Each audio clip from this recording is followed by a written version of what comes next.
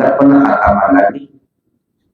Biasanya kalau yasinan malam Jumat dari rumah ke rumah, dia selalu mimpin yasinan. Sekarang nggak mau lagi, jangankan mimpin, datang saja nggak lagi. Rupanya dia dapat ajaran dari guru barunya itu. Yasinan itu bid'ah. Ziarah kubur itu bid'ah. Bahkan هل أتى على الإنسان حين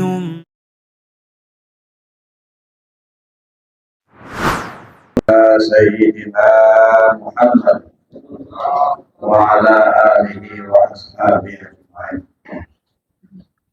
قال الله تعالى في القرآن الكريم: أعوذ بالله من الشيطان الرجيم. بسم الله الرحمن الرحيم. وما أرسلناك إلا رحمة للعالمين.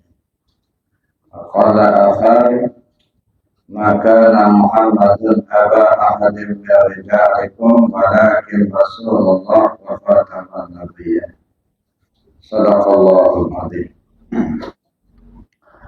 Yang saya hormati Bapak Haji Sahawi sekeluarga, yang alhamdulillah kita bisa sama-sama hadir dalam rangka menakib Sultan Aulia Syekh Abdul Qadir Jailani Qaddasallahu Sirrahu yang dilaksanakan di rumah kediaman beliau.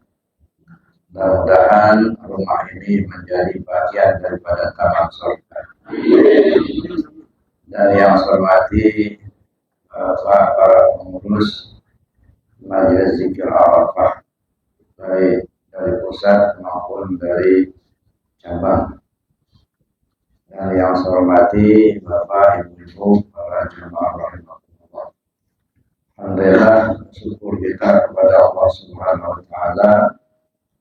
Pada malam hari ini kita dapat melaksanakan amal rutin menakib Sultan Aulia sebagai bagian daripada amaliyah Thariqat Qadiriyah Naqsyabandiyah.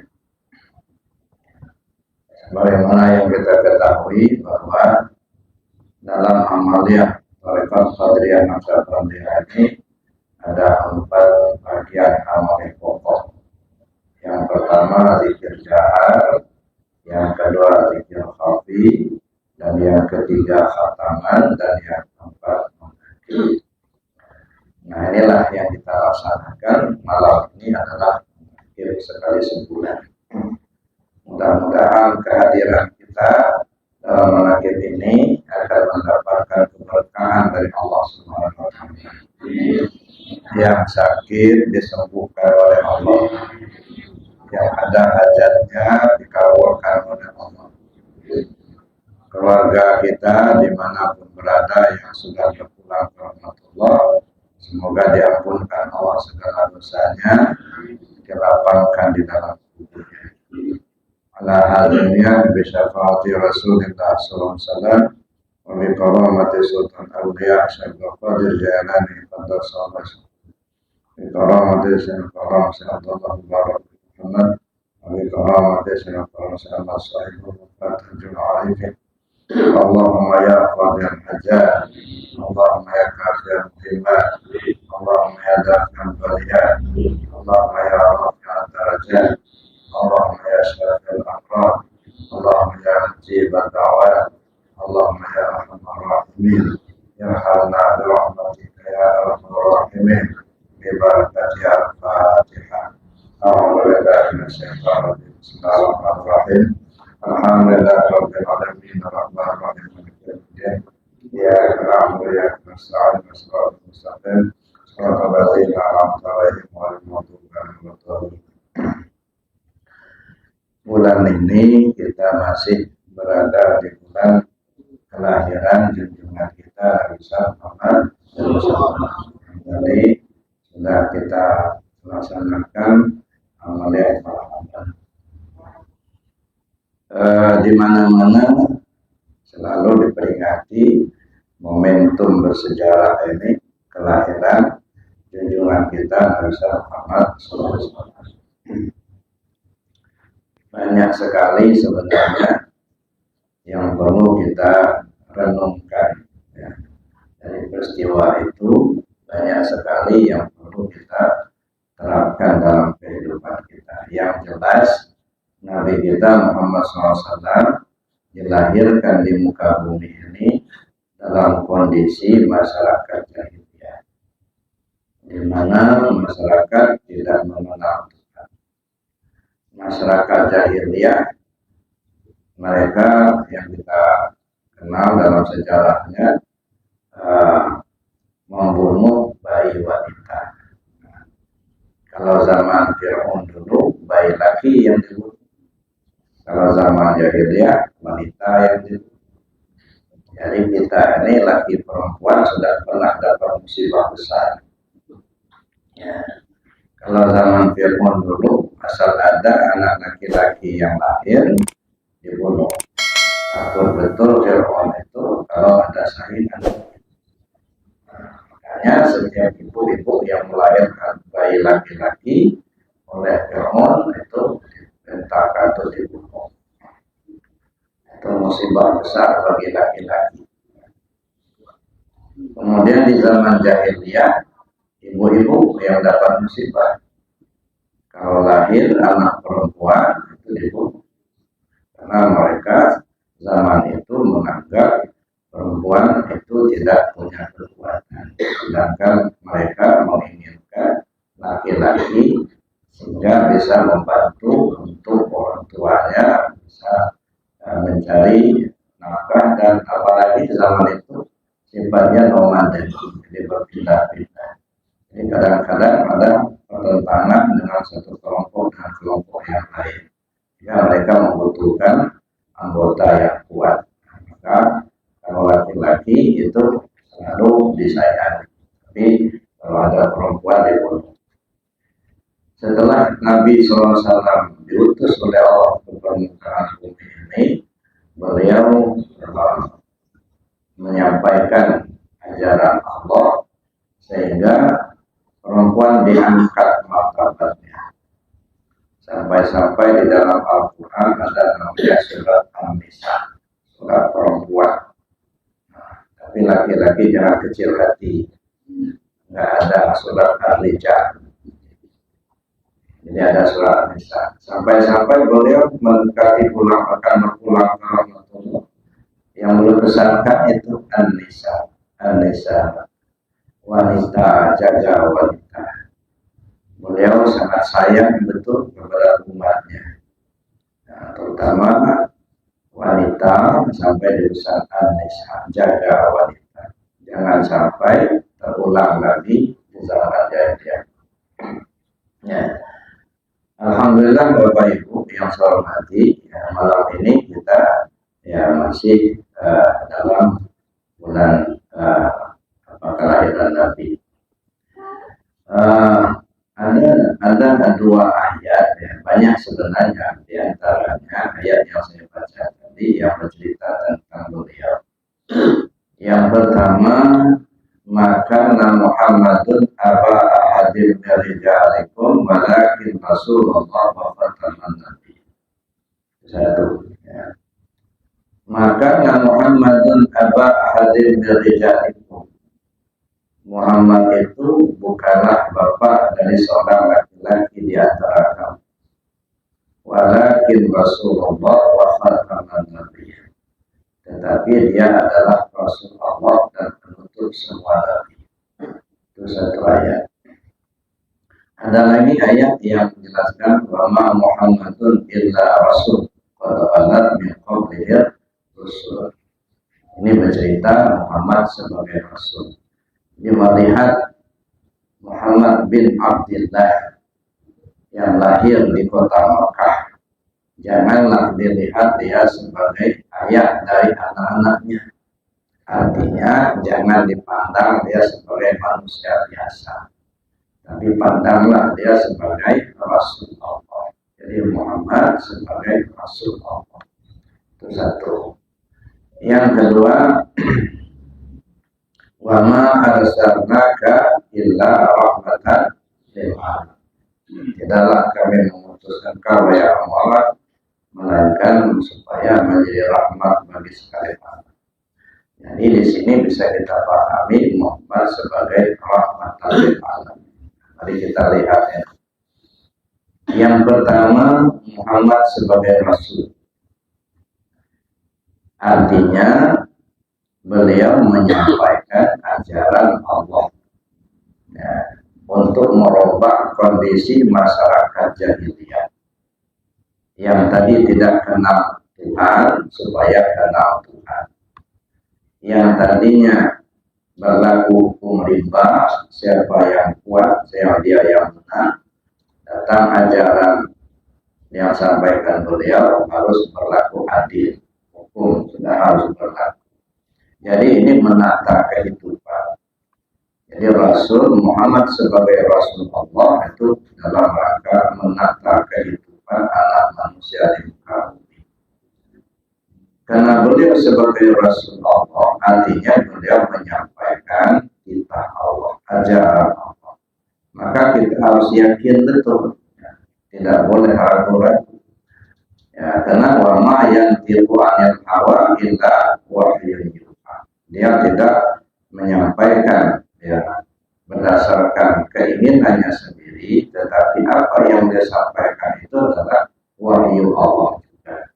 Jadi apa yang dia sampaikan itu adalah wahyu. Nah, di sinilah kita perlu berkeyakinan dengan sungguh-sungguh akan kebenaran ajaran yang beliau sampaikan, tidak boleh ragu. Dari ajaran yang beliau sampaikan ya berkenaan dengan syariat dan berkenaan dengan hakikat. Ya. Jadi ada yang menyangkut dengan urusan zahiriyah dan ada yang menyangkut urusan batiniyah. Ya, jadi bagaimana kita menempa hati kita dengan tauhid. Ini yang pokok. Yang pertama beliau sampaikan ketika di Mekah selama 13 tahun itu menyangkut masalah akidah. Ini yang pokok. Sebab kalau akidahnya sudah lurus, sudah benar, pasti syariatnya akan benar, artinya akan laksanakan. Tapi kalau akidahnya rusak, maka syariat bagaimanapun dia tahu pasti tidak akan berjalan dengan baik. Orang-orang koruptor itu, orang-orang maling itu bukan tidak tahu kalau maling itu dosa, tahu. Tetapi kenapa dilakukan juga akidah. Nah, di sini Bapak Ibu yang saya hormati, yang perlu dibenahi betul dengan keyakinan kita itu supaya lurus. Ya. Ajaran yang boleh sampaikan ya banyak sekali, sehingga kita mengenal ada yang namanya 3 macam sunnah. Ada sunnah qauliyah, ada sunnah fi'liyah, ada sunnah takririah. Jadi apapun yang beliau sampaikan itu merupakan ajaran yang datang dari Allah yang perlu kita ikuti.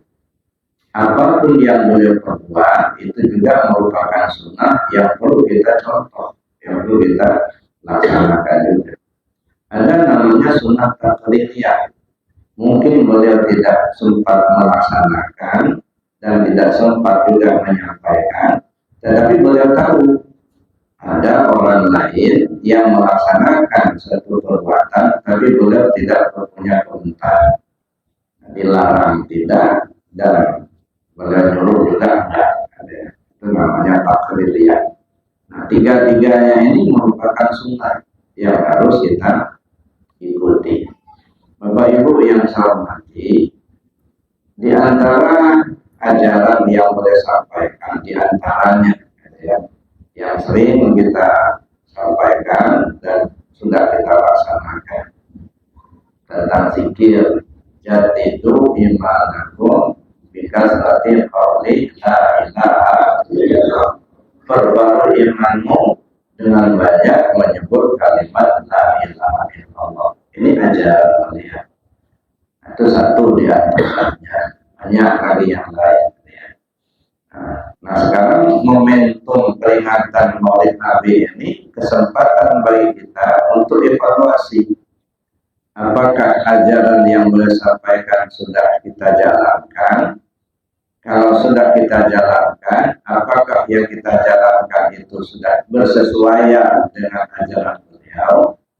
Kalau sudah bersesuaian, apakah kita sudah istiqomah di dalam melaksanakannya. Ya. Nah, sebab ya kalau istiqomah itu kan terus menerus. Allah lebih senang amalia yang sedikit tapi istiqomah daripada amalia yang banyak tidak istiqomah. Sholat dia semalam suntuk dari maghrib sampai subuh, cuman sekali setahun.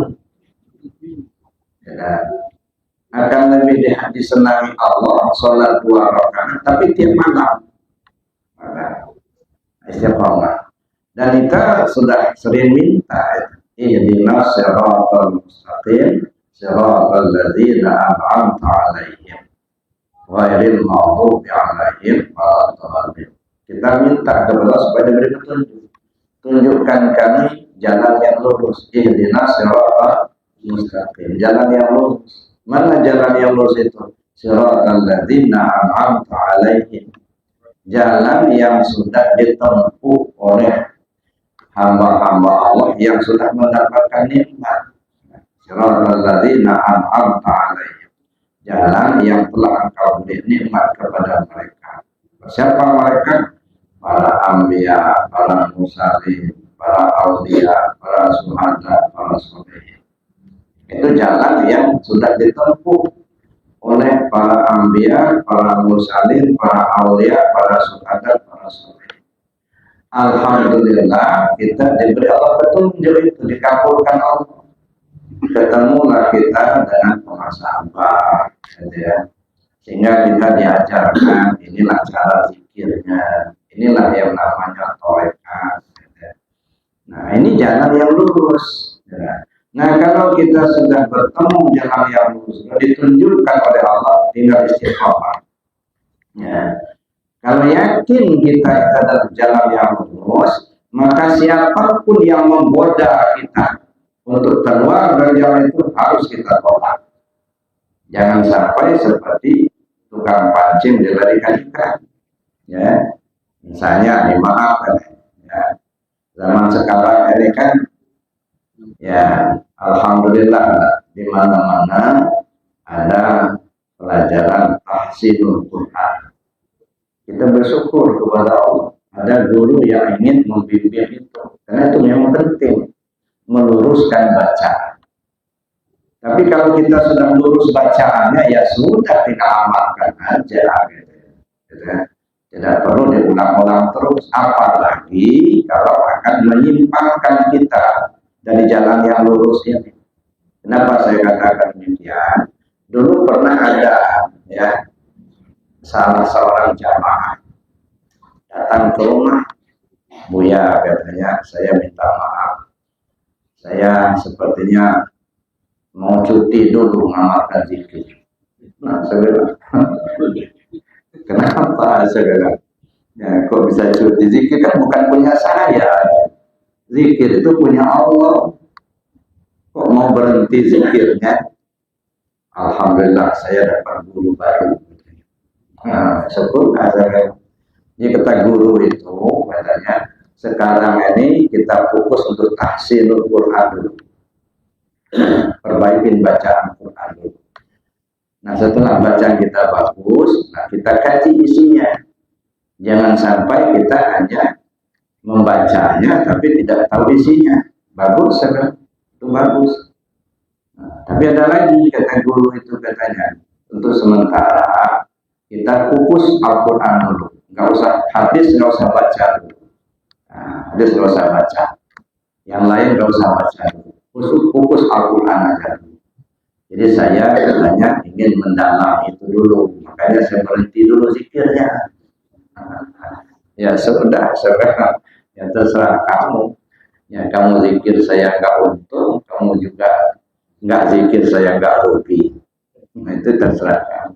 Cuman pesan saya hati-hati. Ya, sebab mendengar cerita tadi, karena panjang lebar dia cerita. Mendengar cerita tadi saya khawatir kalau nanti akan tersimpan. Dan kita sedang diberi jalan lurus oleh Allah. Sudah diajar pengusaha, ngikuti jejak para aulia, jejak para rasul. alhamdulillah. Nah, jangan sampai tersimpang, hati-hati. Ya. Nah, ya Buya, 6 bulan kemudian tetangganya cerita dengan saya. Buya ada tetangga kita. Tadinya kan rajin betul dia zikir.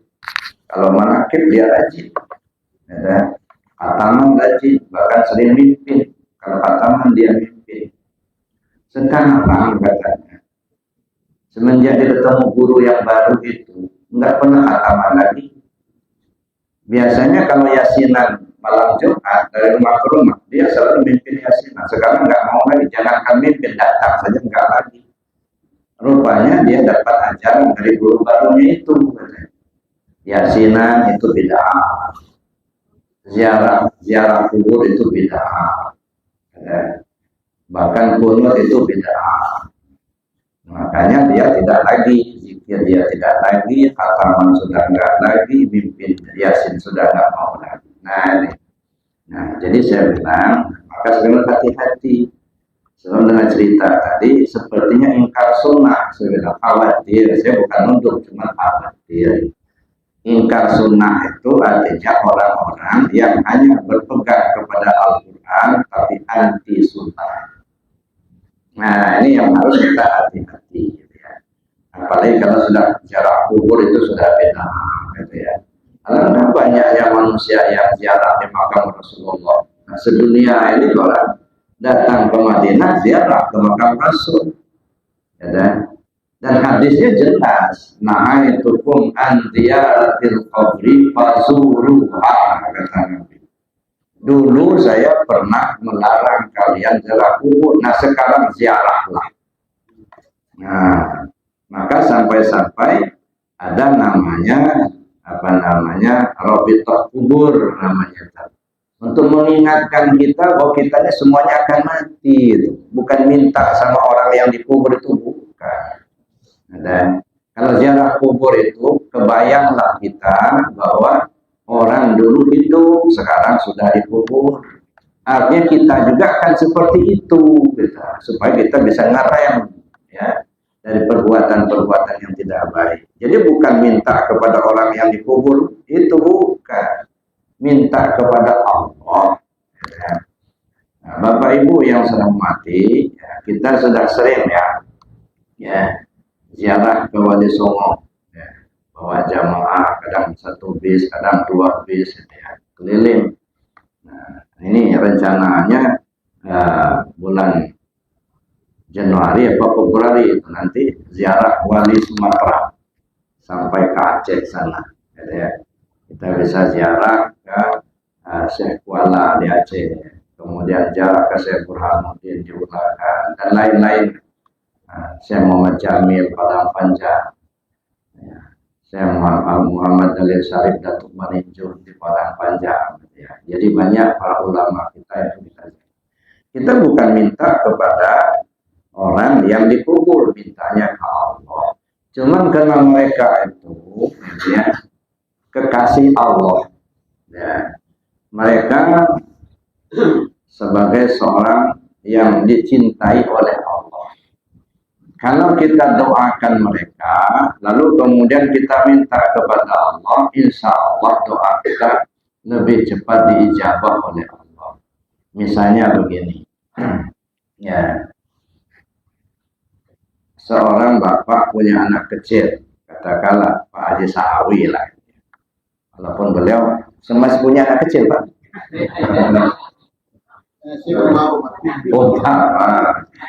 Tapi Pak, kalaupun punya anak kecil kan masih pantas lah. Umpamanya beliau punya anak kecil, katakanlah umur ya 3 tahun. Yang namanya anak-anak senang betul kalau dia dibelikan mainan, mobil-mobilan misalnya, apalagi mobil-mobil yang berkeren model. Ya saya ini kepingin pinjam duit sama beliau. Nah, tapi nggak mungkin lah saya langsung ngomong begitu. Saya bawa oleh-oleh mobil-mobilan untuk anaknya, bukan untuk bapaknya, bukan untuk anaknya. Saya kasih mobil-mobilan, ya, sehingga anaknya senang.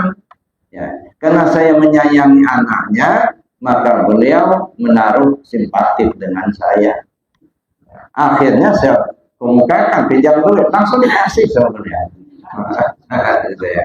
Kenapa? Karena saya menyayangi anaknya. Anak itu disayang betul sama beliau. Nah, jadi artinya kita doakan, mendoakan mereka para aulia Allah supaya mereka ditambah-tambah derajatnya oleh Allah, dilapangkan di alam kuburnya.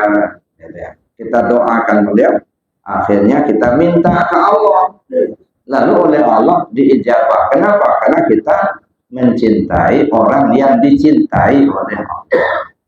Kan itu kata Nabi, ya kan? Kun ma'allah, fa illam takun ma'allah, kun ma'aman ma'allah. Jadilah kamu bersama Allah. Kalau kamu belum bisa bersama Allah, bersamalah dengan orang yang sudah bersama dengan Allah. Karena orang yang sudah bersama dengan Allah dicintai Allah. Kalau kita bersama dengan orang yang dicintai oleh Allah, insya Allah kita pun dicintai oleh Allah. Kan? Nah, jadi kalau Anda misalnya kita sudah diajarkan ya, jarak kita ke makam para aulia, ya. Lalu ada yang mengatakan misalnya, oh bid'ah itu, apa kita ikuti? Nah, disinilah filternya itu harus ada. Ya, kan? Jangan kita membuang ajaran kita lalu mengikuti ajaran yang keliru gitu. Kita rugi gitu. Nah, disinilah perlu kita istiqomah di dalam pengamalan amaliyah tarekat Qadiriyah Naqsabandiyah. Makanya ya yang ngaji di Arafah kan sudah saya berikan itu ada doanya. Ya. Allahumma inna nas'aluka taubah wal inabah wal istiqamah ala syariatil wara wa ala tariqatil bayda. Itu dibaca, diamalkan itu gitu ya. Allahumma inna nas'aluka taubah. Ya, ya Allah, kami mohon taubat. Allah kalau sendirian, Allahumma inni as'aluka taubah. Ya Allah, ku mohon taubat, ampunan darimu, dari Allah. Sebab kita ini terus terang aja Bapak Ibu, bergelimang dengan lautan dosa. Jangan pernah kita merasa diri kita bersih, nggak punya dosa. Ya, kita ini sudah berenang di lautan dosa. Mari kita mohon ampun kepada Allah dan bertaubat. Maka dibaca Allahumma inni as'aluka taubah. Ya Allah, ku mohon kepadamu taubat. Ada diberi Allah kita, hati kita tergerak mau bertaubat. Ya. Dan diberi Allah kemampuan kita untuk menjalankan syariatnya. Ya. Allahumma inni as'aluka taubah wal inabah kembali ke Allah. Ya. Bukan hanya kita bertaubat, tetapi kembali kepada Allah. Maka dibaca Allahumma inni as'aluka taubah wal inabah. Ya Allah, aku mohon kepadamu agar aku bisa bertaubat dan bisa kembali kepada Allah. Ya. Wal istiqamah ala syariatil ghurra wa ala tariqatil bayda. Istiqamah di syariat yang betul, yang lurus. Istiqamah ala syariatil ghurra wa ala tariqatil bayda, dan tarekat yang benar gitu. Nah, ini kita sudah ditunjukkan tarekat yang benar. Nah, kalau kita sudah berada di posisi yang benar, diamalkan oleh para aulia, diajarkan oleh guru kita, pegang teguh itu, jangan mudah tergoyah. Ya, ini kan enggak, kadang-kadang itu ya diiming-iming sedikit lalu tergoyah, tinggalkan menakib, tinggalkan khataman, udah jarang datang menakib, goyah. Nah, jangan sampai Bapak Ibu, kita sudah berada di jalan yang benar. Jadi kalau ada yang ngajak ini aja itu, nah disitulah filternya harus jalan. Ya, jangan sampai kita ya justru kita meninggalkan ya petunjuk yang sudah benar itu untuk mengikuti yang belum tentu benarnya. Saya tidak menyatakan salah enggak, tapi belum tentu benarnya. Nah, oleh karena itu Bapak Ibu, ini yang penting. Yang penting bagi kita sekarang ini istiqamah. Ya, istiqamah mengamalkan ajaran para sahabat. Zikir jahat jangan ragu-ragu. Ya, dah. Itu ajaran Rasulullah. Abah menyampaikan saluran, masalah saluran. Untung Pak kita dipertemukan Allah dengan beliau. Ya, nggak gampang mencari seorang guru mursyid yang bisa membimbing rohaniah kita usul ke Allah. Ya. Alhamdulillah kita di antara sekian banyak ya hamba Allah yang diberi petunjuk, nah kita termasuk di dalamnya. Nah setelah kita masuk ke dalam itu, nah disitulah kita pertahankan, ya kan? Nah, jangan sampai diiming-iming sedikit lalu kita tinggalkan, goyah, ini nggak istiqomah. Ya, maka kita perlu minta Allahumma inni as'aluka taubah wal inabah wal istiqomah ala syariatil ghara wa ala tariqatil bayda. Ya Allah, kumohon kepadamu ya Allah agar aku diberi taubat. Apa mana taubat itu? Kan ada istilah istighfar, ada istilah taubat. Ya, kalau dikalimatkan kan astaghfirullahalazim allazi la ilaha illallah wal hayyul qayyum wa atubu ilaihi. Awalnya istighfar, di akhir wa atubu ilaihi. Nah, kalau saya ibaratkan istighfar itu ibarat menghapus debu yang nempel. Kalau taubat itu menjaga jangan sampai debunya nempel lagi. Kalau ibarat lain, istighfar itu ibarat membabat alam. Kalau taubat itu menggali sampai ke akar-akarnya. Maka kalau hanya sekedar istighfar saja, istighfar itu menghapus bekas-bekas dosa atau bekas-bekas perbuatan maksiat yang pernah kita lakukan. Bekasnya itu minta dihapus. Itu namanya istighfar. Ya, sebab sekecil apapun perbuatan maksiat yang kita lakukan pasti meninggalkan bekas. Ya, ada kisah Bapak Ibu ya, bagaimana perbuatan maksiat itu memberi bekas. Ada seorang preman pasar. Ya, di mana pasarnya saya nggak tahu. Nah, siapa orangnya nggak penting bagi kita. Tapi ceritanya ada seorang preman pasar yang kerjanya mabuk-mabukan, judi, rampok, itu yang dilakukan. Rupanya dia kecantol dengan seorang gadis. Gadis itu rupanya tamat pondok pesantren, orang yang taat ibadah. Nah, dia mulailah dia mengungkapkan isi hatinya kepada si gadis itu. Pendek cerita, si gadis itu rupanya menerima. Nah, saya terima katanya, ya keinginan abang, cuman saya punya permintaan. Apa permintaannya?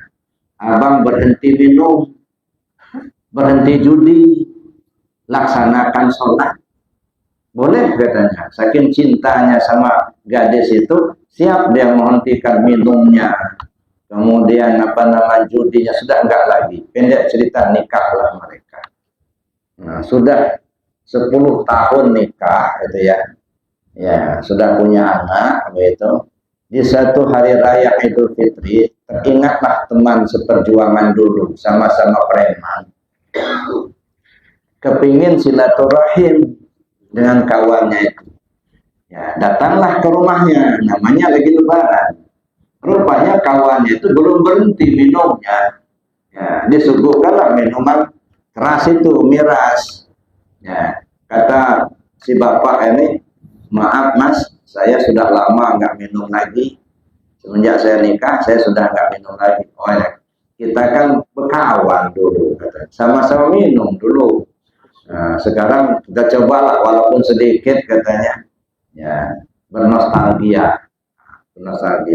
Karena menghargai kawannya, minumlah dia satu seloki.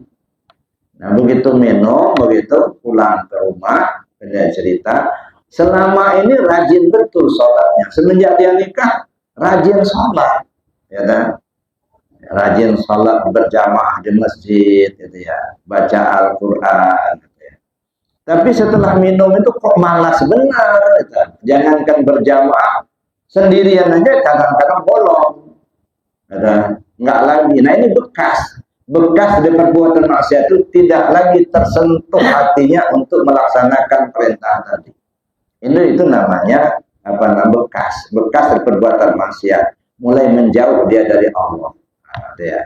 Padahal tadinya rajin betul sholatnya, ya.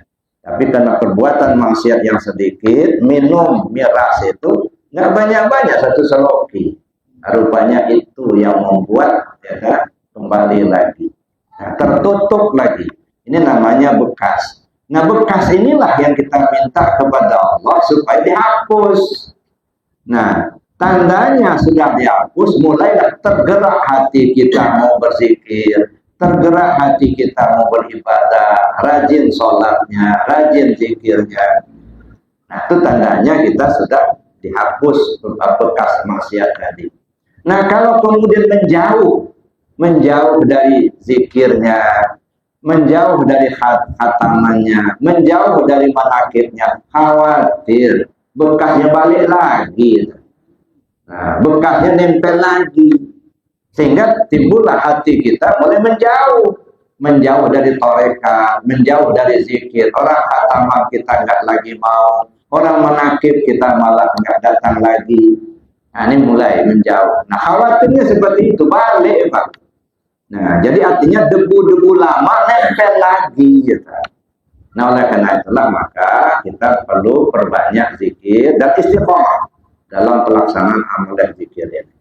Itu yang pertama, Bapak Ibu, kita mohon kepada Allah supaya bekas-bekas dari perbuatan maksiat itu diampunkan oleh Allah, dihapus.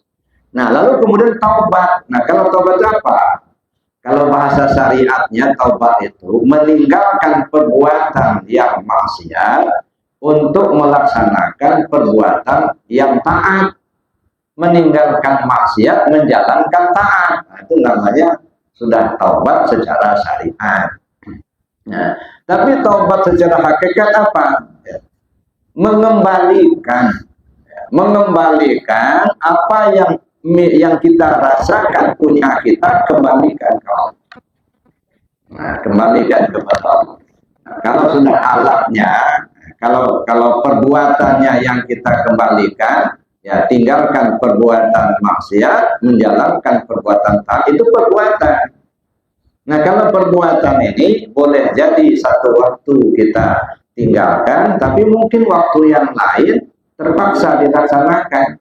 Seperti kata orang, malin itu nggak boleh kecuali terpaksa. Nah, bahaya juga. Nah, jadi oleh karena itu Bapak Ibu yang saya hormati, gitu ya,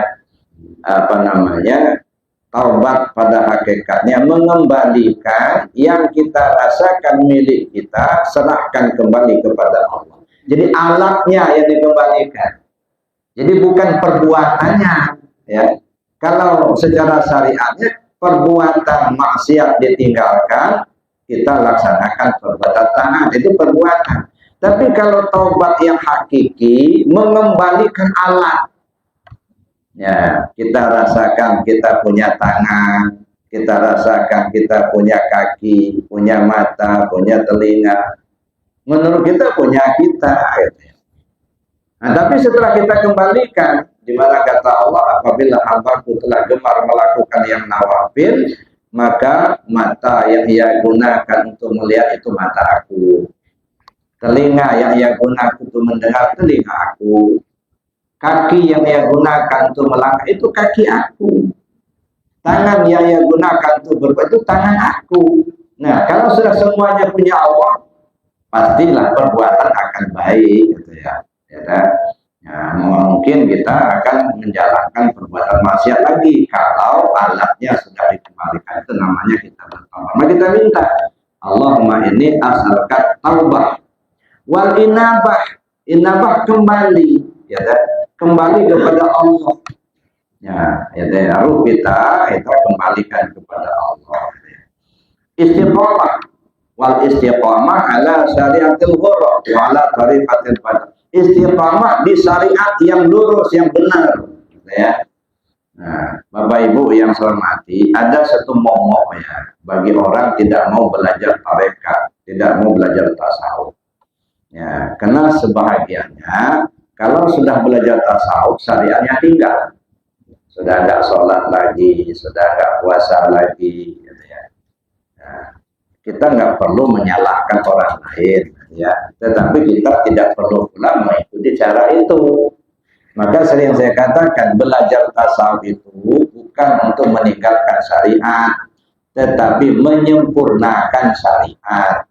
Sebab kalau syariat tanpa hakikat itu sama saja tubuh tidak bernyawa, bangkai namanya.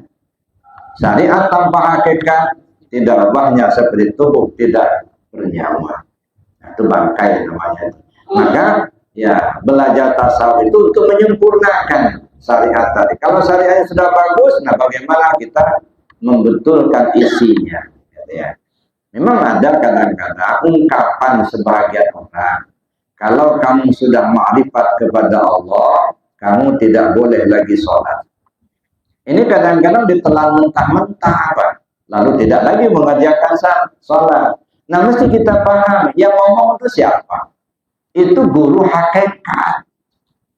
Karena dia guru hakikat, maka omongannya mesti dipahami secara hakikat juga, gitu. Jangan kata-kata hakikat dipahami secara syariat. Nah, trouble. Ya, maka kadang-kadang orang sudah nggak sholat lagi. Nah, ini yang jadi masalah. Ya. Nah, maka mesti kita luruskan. Benar kata guru itu. Kalau kamu sudah ma'rifat kepada Allah, kamu tidak boleh lagi sholat. Maksudnya, tidak boleh kamu mengaku kamu yang sholat. Bukan tidak mengerjakan sholat. Ya. Kalau belum ma'rifat, terasalah kitalah yang sholat. Kitalah yang berdiri, kita yang ruku, kita yang baca ini dan itu. Namanya belum ma'rifat, masih di syariat. Tapi begitu sudah ma'rifat kepada Allah, maka tidak lagi terasa kita yang sholat. Maka kata guru itu, ya kalau kamu sudah ma'rifat, kamu tidak boleh lagi sholat. Maksudnya tidak boleh lagi kamu mengaku kamu yang sholat. Nah, sampailah istilahnya al-abid wal ma'bud wahid. Yang nyembah dan yang disembah ya dia itu. Bagaimana ceritanya kok kita yang melaksanakan sholat? Ya, ini kalau kita sudah masuk ke kaji hakikat. Kita berdiri pakai kodrat Allah. Kita bisa baca ini dan itu, ilmunya Allah. Kita bisa melihat basornya Allah. Kita bisa mendengar samanya Allah. Yang punya kamu mana? Nah, disinilah. Jadi kalau kita sudah mengenal Allah, ma'rifat kepada Allah, tidak lagi kita merasakan bahwa kita yang berbuat. Sebab fasilitas yang kita pakai semuanya milik Allah. Nah, kita berdiri kodrat Allah, melihat basornya Allah, mendengar samanya Allah, tahu kita ilmunya Allah. Nah, makanya kata Allah dalam Al-Quran, ya, faqtulu anfusakum. Bunuh dirimu itu dulu. Nah, kalau sudah dibunuh kan mati dah. Kalau sudah mati ya nggak hidup. Kalau sudah nggak hidup ya tidak melihat lagi, tidak mendengar lagi, tidak tahu lagi. Nah, udah mati. Nah, setelah kita pahami, ternyata kita masih hidup. Nah, yang hidup itu siapa itu? Nah, kalau masih merasa kita yang hidup, belum dibunuh ya. Terasa kita masih mendengar, belum dibunuh. Tapi setelah dibunuh, tidak lagi merasa kita yang mendengar. Mendengar itu samanya Allah. Melihat itu basornya Allah. Tahu itu ilmunya Allah. Kuasa kita kodratnya Allah. Itu punya Allah semua. Nah, di sini tidak lagi merasa kita yang ada. Jadi Bapak Ibu yang saya hormati, itu artinya kita istiqomah dalam syariat Allah. Syariat yang diajarkan oleh junjungan kita Nabi besar Muhammad SAW. Ya, jadi sholatnya orang syariat sebenarnya sama dengan sholatnya orang hakikat, nggak beda. Ya, sholat zuhur orang syariat 4 rakaat, orang hakikat yang 4 rakaat juga. Ya. Nah, sholat maghrib 3 rakaat, orang hakikat 3 rakaat juga, nggak beda. Yang bedanya apa? Pemahamannya. Orang syariat hanya melaksanakan, tapi tidak memahami isinya, siapa yang sholat. Tapi orang hakikat, di samping melaksanakan, dia paham. Nah, pahamnya inilah yang membedakan itu. Orang syariat masih merasa dia yang berbuat. Makanya maaf nih Bapak Ibu, syahadat itu, ya, syahadat itu ada berapa macam? 7 macam syahadat. Ya, udah pernah dengar yang 7 macam? Belum. Ada syahadat syariat, ada syahadat tarekat, ada syahadat hakikat, ada syahadat ma'rifat, ada syahadat batin, ada syahadat ghaib, ada syahadat barzakh. Mana syahadat syariat? Nah, syahadat syariat itu la ma'bud illallah. Itu syahadat syariat. Yang diyakininya, yang dipahaminya hanya menyembah Allah. Ya. Jadi kalau syahadat syariat la ma'bud illallah, tak ada yang disembah kecuali Allah. Yang dia tahu, yang dia yakini, yang dia pandang, Allah lah yang disembah. Nah, cuman kalau kita masih beri di sini, nanti kadang-kadang masih mendua.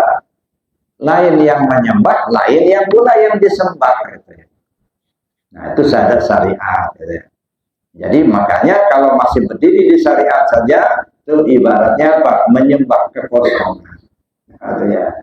Artinya kita belum tahu sebenarnya siapa yang disembah. Nah, itu kalau baru bersyariat.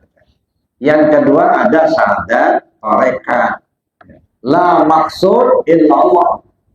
Yang ditujunya cuma Allah. Dia tidak lagi nuju pujian orang, enggak. Tidak nuju pahala, enggak. Tidak nuju surga. Yang dituju Allah. Nah, di hatinya itu yang dilihatnya, yang dipandangnya hanya Allah. Dia tidak lagi memandang pahala, tidak memandang surga lagi, enggak. Tidak lagi terpengaruh dengan pujian orang, tak terpengaruh dengan cacian orang. Nah, dia istiqomah dengan itu. Makanya tadi ada kata mutiara ya. Cuma saya dengar tadi kata mutiaranya belum dirubah. Ya, tapi setelah saya tanya sama Pak Haji Sawi, katanya sudah dirubah. Yang bacanya aja yang salah ngambil mungkin. Ya. Ulah medal sila umpama kapanah. Ini kan bahasa Sunda. Ya. Ulah medal sila umpama kapanah.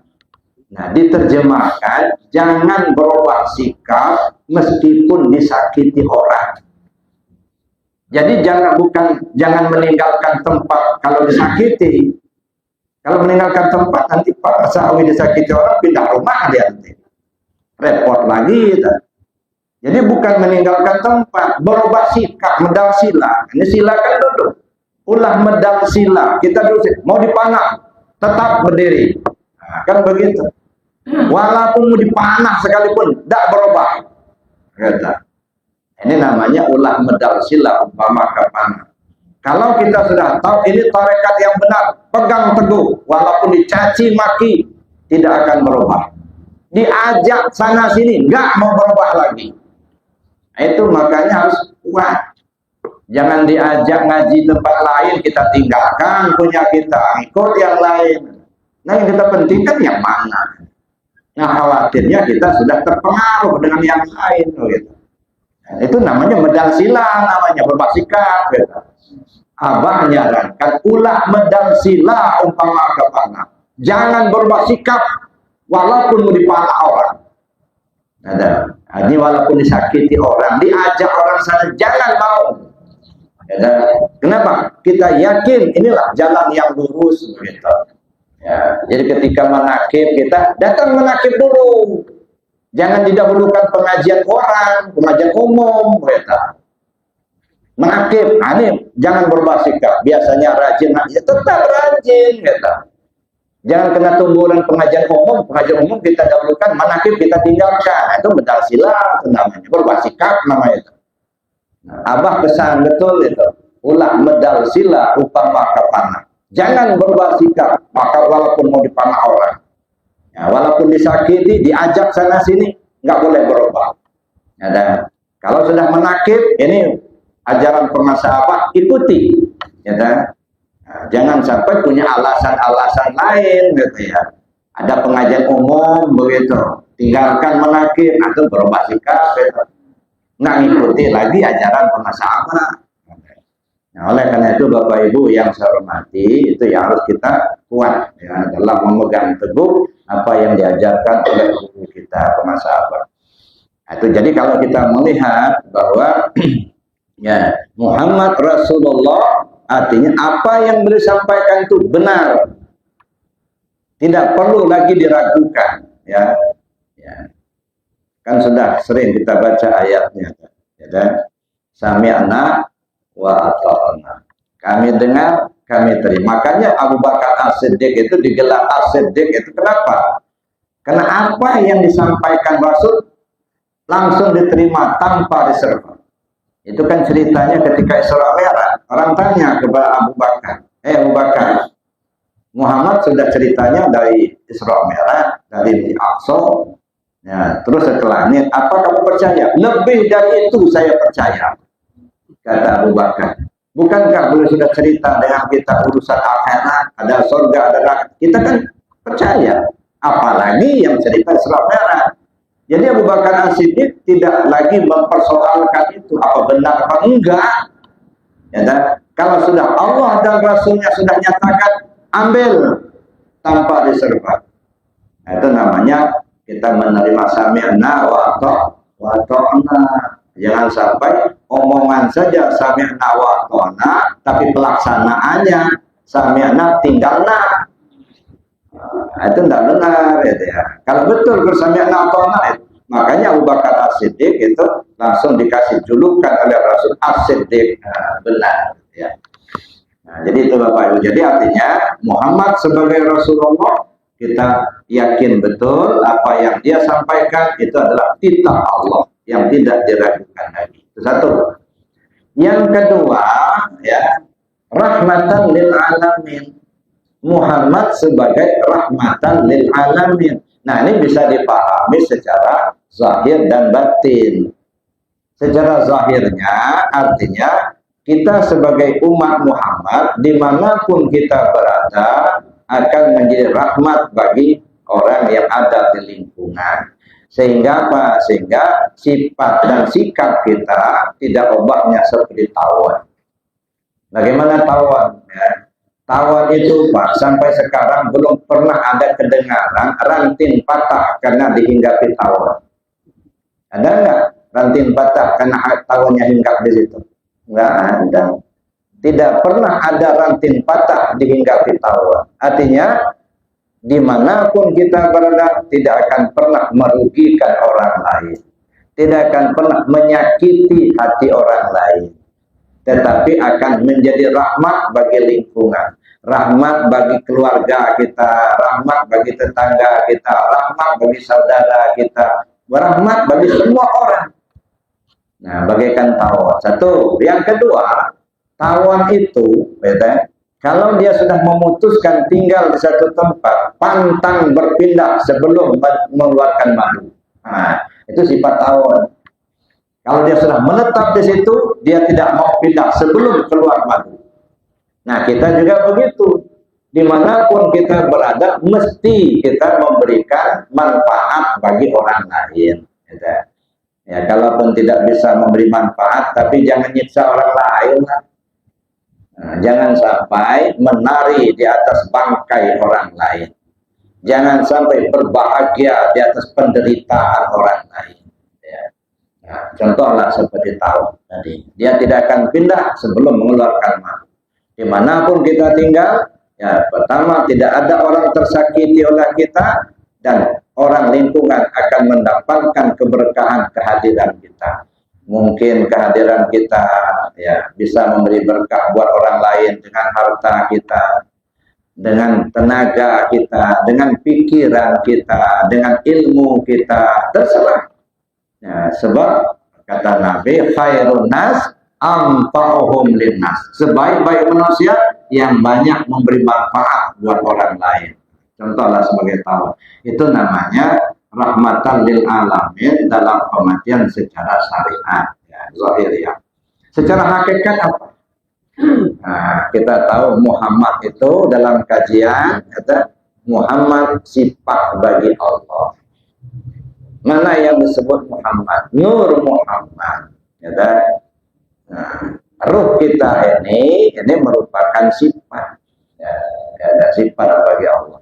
Jadi oleh karena itu dengan adanya ruh masuk ke dalam tubuh kita, mata bisa melihat, tangan bisa berbuat, mulut bisa ngomong, kaki bisa melangkah, kan jadi rahmat. Coba kalau nggak ada ruhnya tadi, ada mata tak melihat lagi, ada telinga tak mendengar lagi, ada mulut tak bisa ngomong.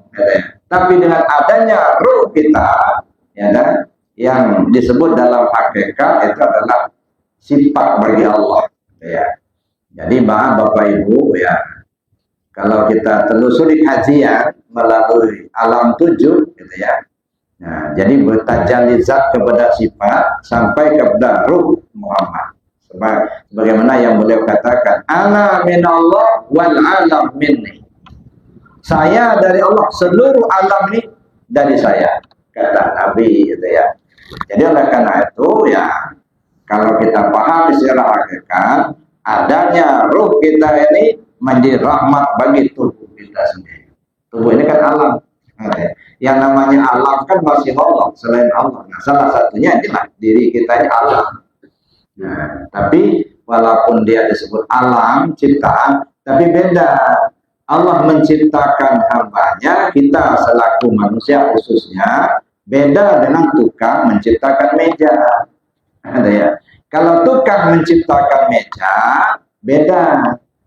Meja bukan tukang, tukang bukan meja. Dua hal yang berbeda. Ya kan? Jadi meja ini tersendiri, tukang ya tersendiri. Tapi kalau Allah menciptakan kita, tidak seperti itu, Bapak Ibu. Ya, kita tidak berdiri sendiri. Ya, tidak berdiri sendiri. Kita diadakan Allah, dijadikan Allah, tapi ruh kita dari Allah. Panafaktu fihi min ruhi. Kutiupkan ruhku, ruhnya Allah, bukan ruhnya kita. Jangan ngaku-ngaku punya ruh, ruhnya Allah. Nah, dengan adanya ruh, maka menjadi hiduplah kita, hayat namanya. Nah, dengan adanya hayat, maka mata bisa melihat, telinga bisa mendengar, mulut bisa ngomong, kaki bisa melangkah, tangan bisa berbuat. Kan jadi rahmat. Nah, coba kalau nggak ada ruh, walaupun bagus benar ya, seperti yang saya ceritakan tempo hari ya, ada anak gadis itu rambutnya panjang sebahu, ya, betisnya seperti pau di layang, alis bagaikan semut beriring, kulit putih bagaikan kapas, cuman nggak ada ruhnya. Ada ruhnya, nggak bisa disuruh-suruh. Ya. Kalau Bapak disuruh milih mana yang gemuk pendek hitam, cuma ada ruhnya. Milih yang mana? Nggak ada yang dipilih. Ya, jadi Bapak Ibu mendingan yang ada ruhnya lah. Walaupun gemuk pendek hitam nggak masalah. Ya, ada ruhnya, bisa disuruh-suruh kan? Iya, daripada ya tinggi semampai, rambut sebahu, kulitnya seperti kapas, alisnya seperti semut beriring. Masya Allah. Ya. Cuman gak ada ruhnya, mau diapain? Jadi kehadiran Muhammad ya menjadi rahmat bagi alam. Nah, kalau kita bawa ke diri kita, ya, maka ruh kita itu membuat jasad menjadi hidup. Nah, setelah dia hidup, nah di sini berlakulah ajaran tadi. Ya, mata digunakan sesuai dengan yang syariatnya, yang boleh dilihat. Ya, telinga digunakan untuk mendengar yang boleh didengar. Mulut digunakan untuk ngomong yang benar, jangan bohong terus. Ya. Kaki digunakan untuk melangkah yang benar. Berlakulah ajaran tadi. Jadi bisa dipahami sebagai rahmatan lil alamin secara hakikatnya, juga sebagai Muhammad, sebagai Rasul Allah. Mudah-mudahan kita diberi petunjuk oleh Allah Subhanahu wa taala. Amin. Allahumma amin. Bapak Ibu yang saya hormati, sekali lagi ingin saya tegaskan, alhamdulillah kita diberi Allah petunjuk sehingga kita ya diberi Allah petunjuk mau mengikuti ajaran-ajaran yang disampaikan oleh junjungan kita Nabi Muhammad SAW. Di antaranya amalia zikir. Nah, amalia zikir ini bukan ajaran Ya, guru bukan ajaran Rasul. Guru cuma menyampaikan saja. Ya, jadi pengamal. Ya, oleh karena itulah, nah, ketika kita sudah diberi petunjuk oleh Allah, istiqamah. Pegang teguh. Jangan mudah terprovokasi. Jangan mudah diajak-ajak. Ya, dan ini katanya kalau saya dapat guru baru ziarah nggak boleh lagi, udah bid'ah katanya. Ya, kalau saya tinggalin aja guru yang kayak gitu. Ya, dan ya, kita pegang teguh yang masih diajarkan Abah itu dulu, ya, dan tiap tahun ziarah Wali Songo itu kita contoh, dan itu merupakan ajaran Sultan Aulia. Pakaian kami, kata Sultan Aulia, ada 3: berlapar-lapar, bertanggang malam, lintas rimbawan. Kan? Ya. Berlapar-lapar banyak puasa, bertanggang malam banyak sholat di malam hari, lintas rimbawan itu ziarah. Nah, ziarah ke pusara para aulia Allah, kunjungan kita kepada guru-guru kita, itu namanya lintas rimbawan. Artinya ketika kita sudah ditemukan oleh Allah dengan guru yang mengajarkan seperti itu, artinya insya Allah kita sudah berada di jalan yang lurus. Nah, kalau kita sudah berada di jalan yang lurus, pegang teguh, jangan mudah dipengaruhi orang. Kalau ada guru mengajarkan misalnya, nggak usah zikir lagi, itu bid'ah, tinggalin gurunya. Kalau ada guru mengajarkan ziarah itu bid'ah, tinggalin gurunya. Ada. Kita nggak belajar dengan dia, kita belajar sama orang yang sudah ya katakanlah ya pengasabah lah itu ya. Nah, jadi kita belajar dengan beliau, apa yang belajar itu yang kita pegang teguh. Jangan sampai kita mudah ya menyimpang ya dengan provokasi, dengan ajakan-ajakan. Kalau sudah mau menyimpang dari ajaran yang sampaikan guru kita, ya udah, guru yang baru itu tinggalin aja. Ya. Jangan sampai justru kita terjerumus ke jurang yang tidak baik. Ya. Kalau sudah lurus, ya alhamdulillah pegang teguh. Mudah-mudahan kita istiqomah di dalam melaksanakan amaliyah tarekat Qadiriyah Naqsyabandiyah ini. Dan mudah-mudahan melalui amaliyah ini kita diselamatkan Allah dunia akhirat. Amin Allah. Saya kira demikian saja Bapak Ibu. Sebenarnya masih banyak yang disampaikan, cuma saya takut nasinya dingin Pak. Karena sudah disiapin katanya. Nah, kalau masih baru masak kita tunggu sambil ceramah katanya. Tapi karena sudah masak, nah takut kalau kelamaan dingin pula nanti saya pula yang disalahkan nanti. Maka saya cukupkan demikian saja dulu, ya mudah-mudahan ada manfaatnya. Terima kasih. Assalamualaikum warahmatullahi wabarakatuh. Doa, ayo. Siapa takut. Baik Bapak Ibu, kita doa bersama. Doa itu penting. Doa mukhun ibadah. Doa itu otaknya ibadah. Minta sama Allah. Nah, karena kita ya masih banyak yang kekurangan. Ya, duit masih kurang. Ya, kan? Masih banyak kekurangan. Kita minta kepada Allah supaya ditambah-tambah rezekinya. Alhamdulillah. Bismillahirrahmanirrahim. Alhamdulillahirabbil alamin. Hamdan yuwafi ni'amaka fi mazidah. Ya Rabbana lakal hamdu kama yanbaghi lil jalali wajhikal karim wal azim sultanik. Allahumma salli ala sayyidina Muhammad salatan tunjina biha min jami'il ahwali wal afat wa taqdi lana biha ya Allah jami'al hajat wa tutahhiruna biha jami'al sayi'at wa tarfa'una biha 'indaka 'ala darajat wa tuballighuna asal hayati min jami'il khairat fil hayati wa ba'dal mamat.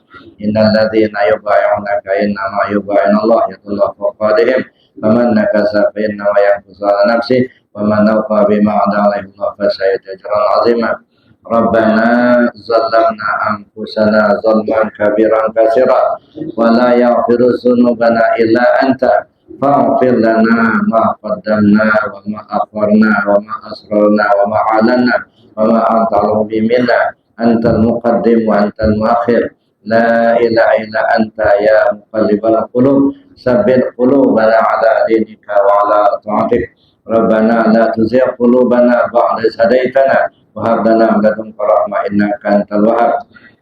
Allahumma inna nas'aluka at-taubah wal inabah wal istiqamah ala syariatil ghurra wa ala tariqatil bayda. Allahumma sallimna ya Allah wa sallim arwahana wa sallim ajsadana wa sallim dinana wa sallim imanana wa sallim tauhidana wa sallim ma'rifatana fatihna minana. Allahumma ftah lana futuhal arifin warzuqna fahman nabiyyin hafzal mursalin wa ilham malaikatikal muqarrabin waj'alna minal ulama'il amilin al khairin bi rahmatika ya arhamar rahimin. Allahumma arzuqna mutaba'atan nabiyyina Muhammadin sallallahu alaihi wasallam awalan wa akhiran wa zahiran wa batinan wa qalan wa fi'lan wa ta'atan wa ibadatan wa amalan salihan wa'ada. Allahumma hina bihayatil ulama wa mitna bimauti syuhada wa sunna yawmal qiyamati fi zumratil awliya wa adkhilna jannata ma'al anbiya alaihi salam. Allahumma inna nas'aluka tamama maghfiratika ya Allah wa tamama hidayatika ya Allah wa tamama mahabbatika ya Allah wa tamama ma'rifatika ya Allah wa tamama ni'matika ya Allah wa tamama ridwanika ya Allah. Ya Allah ya Karim, ikrimna binurika wa hidayatika wa mahabbatika wa ma'rifatika wa karamatika wa fadlika waqdilna ala katsirin min ibadika salihin. Allahumma nawwir zahirana bi ta'atika wa batinana bi mahabbatika wa qalbana bi ma'rifatika wa ruhana bi musyahadatika wa sirrana bi istiqlal ittisal hadratika ya zal jalali wal ikram.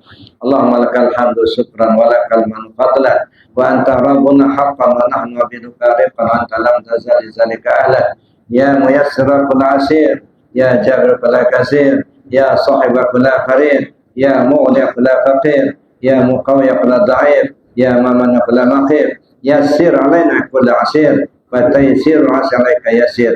Allahumma ya man la yahtaju al bayan wa tafsir hajatuna ilaikal katsir wa anta alim bi wa khabir. Allahumma ya qadil hajat, Allahumma ya kafil muhimman, Allahumma ya dafil baliyat, Allahumma ya rafi'an darajat, Allahumma ya syafil amrad, Allahumma ya mujibad da'wat, Allahumma ya arhamar rahimin, irhamna bi rahmatika ya arhamar rahimin. Allahumma zid هل أتى على الإنسان حين